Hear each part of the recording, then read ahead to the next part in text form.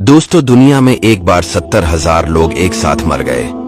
इन मर्दों की लाशें खुले मैदान में बेगूरो कफन 8 दिन तक पड़ी सड़ने लगी। इन मुर्दों की तादाद इस कदर ज्यादा थी कि लोग इनके दफन का कोई इंतजाम नहीं कर सके। आखिर इन लोगों ने ऐसी कौन सी गलती की थी जिसकी वजह से इन लोगों पर अजाब आया? दोस्तों, कुरान का वाकया है, वीडियो को आखिर तक जरूर देखें। इसका वाकया ये है कि बनी इसराइल की एक जमात जो हजरत हिजकील अलैहिस्सलाम के शहर में रहती थी, शहर में तावन की वबा फैल जाने से इन लोगों पर मौत का खौफ सवार हो गया और ये लोग मौत के डर से सबके सब शहर छोड़कर एक जंगल में भाग गए और वहीं रहने लगे। तो अल्लाह ताला को इन लोगों की ये हरकत बहुत ज्यादा नापसंद हुई।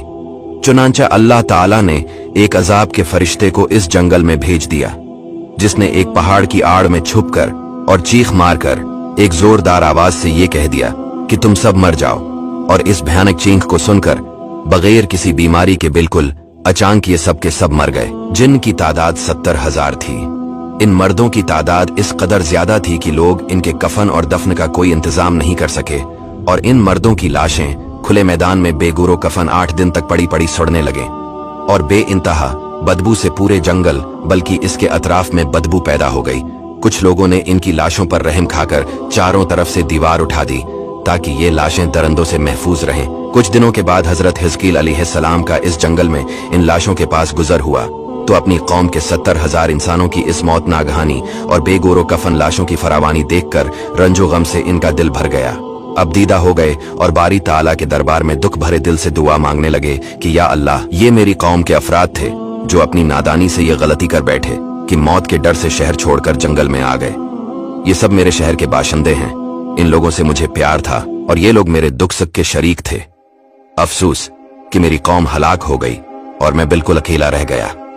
ऐ मेरे रब, ये वो कौम थी जो तेरी हमद करती थी और तेरी तौहीद का ऐलान करती थी और तेरी किब्रियाई का खतबा पढ़ती थी। आप बड़े सूजी दिल के साथ दुआ में मशगूल थे कि अचानक आप पर यह वही उतर पड़ी कि ए हिजकील, आप इन बिखरी हुई हड्डियों से फरमा दीजिए कि ए हड्डियों, बेशक अल्लाह ताला तुमको हुक्म फरमाता है कि तुम इकट्ठा हो जाओ। ये सुनकर बिखरी हुई हड्डियों में हरकत पैदा हुई और हर आदमी की हड्डियां जमा होकर हड्डियों के ढांचे बन गए। फिर ये वही आई कि ए हिजकील, आप फरमा दीजिए कि ए हड्डियों, तुमको अल्लाह का ये हुक्म है कि तुम गोश्त पहन लो। ये कलाम सुनते ही फौरन हड्डियों के ढांचों पर गोश्त पोस्त चढ़ गए। फिर तीसरी बार ये वही नाजिल हुई, ए हिजकील, अब ये कह दो कि ए मर्दू, खुदा के हुक्म से तुम सब उठकर खड़े हो जाओ। चुनांचे आपने ये फरमा दिया तो आपकी जबान से ये जमला निकलते ही 70,000 लाशें दमजदन में अचानक खड़े हो गए।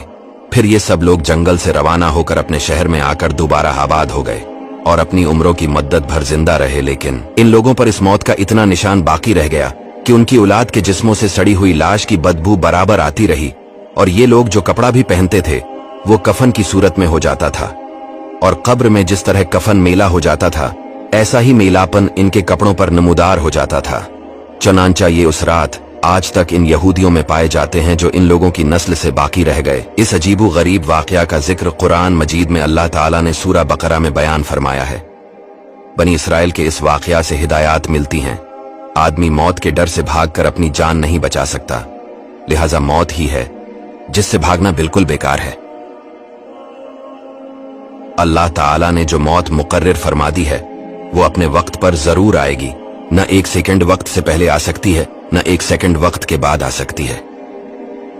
लिहाजा बंदों को लाजिम है कि रिज़ाए इलाही पर राजी रहकर साबिर और शाकिर रहें और ख्वाह कितनी ही वबा फैले या घमसान का रण पड़े, इत्मीनान और सुकून का दामन अपने हाथ से न छोड़ें और ये यकीन रखें कि जब तक मेरी मौत नहीं आती मुझे कोई नहीं मार सकता और जब मेरी मौत आ जाएगी तो मैं कुछ भी करूं, कहीं भी चला जाऊं, भाग जाऊं या डट कर खड़ा रहूं, मैं किसी हाल में बच नहीं सकता।